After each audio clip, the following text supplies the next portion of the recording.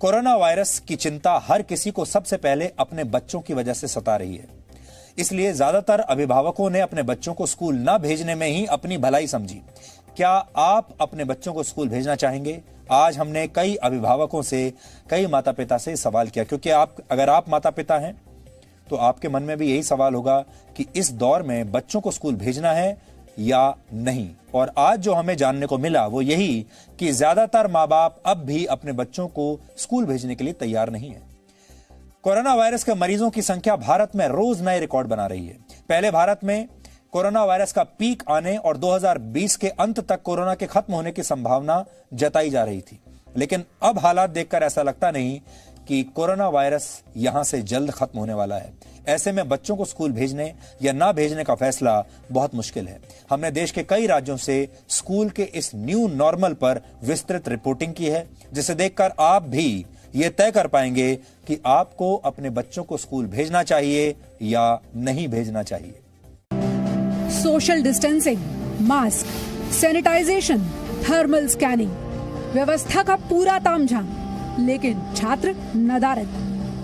इस छात्रा के हौसले को सलाम करना चाहिए, क्योंकि चंडीगढ़ के स्कूल में ये अकेली ही पहुंची है।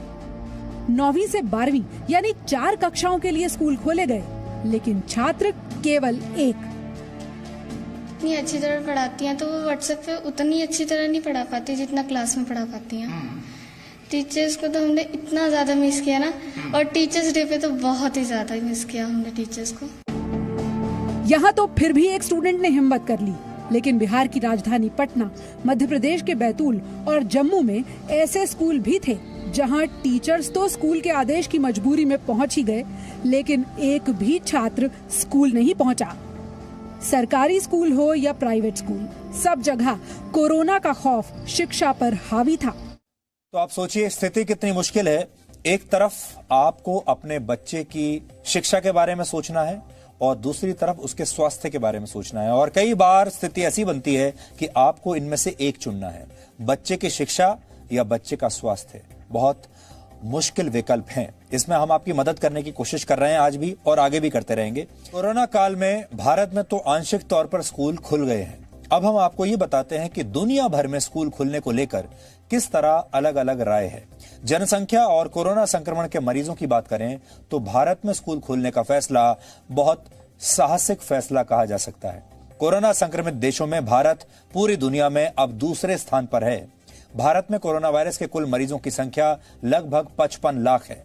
अमेरिका पहले नंबर पर है, वहां 68 लाख मरीज हैं। हमारे यहाँ 55 लाख हैं और बहुत जल्द हम अमेरिका से आगे निकल जाएंगे, वर्ल्ड चैंपियन बन जाएंगे कोरोना वायरस के मामले में। अमेरिका के कुछ राज्यों में थोड़े बहुत स्कूल खोले गए हैं। इस पूरे मामले में ब्राजील तीसरे नंबर पर है। ब्राजील में 45 लाख मरीज हैं कोरोना वायरस के। हालांकि ब्राजील ने अब भी आंशिक तौर पर यानी कम संक्रमण वाले शहरों में स्कूल खोल दिए हैं। यही हाल बाकी देशों का भी है। हर जगह कुछ कुछ शहरों में स्कूल खोले गए हैं। रशिया कोरोना वायरस मरीजों की संख्या में चौथे नंबर पर है। यहां मास्क और बाकी सावधानियों के साथ स्कूल खोल दिए गए हैं।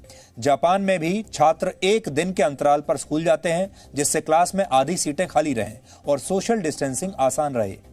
फ्रांस में एक बार स्कूल खोलने का फैसला लिया गया था, लेकिन कोरोना के मरीजों की संख्या जब बढ़ने लगी तो कई शहरों में फिर से स्कूल बंद करने पड़े। जान है तो जहान है, इसी सिद्धांत पर आज स्कूलों में छात्रों की अटेंडेंस बहुत कम रही। हालांकि कोरोना वायरस के साए में जी रहे देश में माता पिता और छात्रों के लिए स्कूल जाने की चुनौती वाला आज पहला ही दिन था। लेकिन अगर आप भी अपने बच्चों को स्कूल भेजने का मन बना रहे हैं तो आपको कुछ बातों का ध्यान रखना बहुत जरूरी है। आप नोट कर लीजिए। बच्चा पूरी तरह स्वस्थ हो तभी उसे स्कूल भेजने के बारे में सोचें। मास्क और सैनिटाइजर के साथ ही बच्चे को स्कूल भेजें। किसी विषय के विशेष मार्गदर्शन की जरूरत हो तभी उसे स्कूल भेजें, जिससे वो स्कूल में कम से कम वक्त बिताए। यानी अगर उसके दिमाग में कोई डाउट है, कोई ऐसी बात है जो ऑनलाइन क्लासेस में उसको समझ में नहीं आ रही, जिसके लिए उसका अध्यापक से फेस टू फेस मिलना जरूरी है, तभी आप बच्चे को स्कूल भेजें। बच्चों को ताजा और पौष्टिक खाना खिलाएं, जिससे उसकी रोगों से लड़ने की क्षमता बनी रहे। यह संक्रमण होने की स्थिति में भी बच्चों की इम्यूनिटी मजबूत रखेगा। बच्चों को अस्थमा या सांस से जुड़ी कोई और परेशानी हो तो स्कूल बिल्कुल भी ना भेजें।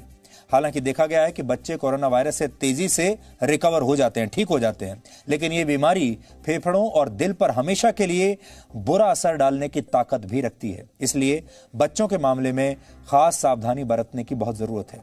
स्वास्थ्य और शिक्षा के बीच संतुलन बनाए हुए ही आगे बढ़ने में समझदारी है। यानी आप शिक्षा को भी रखिए और स्वास्थ्य को भी रखिए, दोनों में से एक को मत चुनिए, जिससे आपके बच्चे का एक साल भी व्यर्थ ना हो और उसका स्वास्थ्य भी सलामत रहे।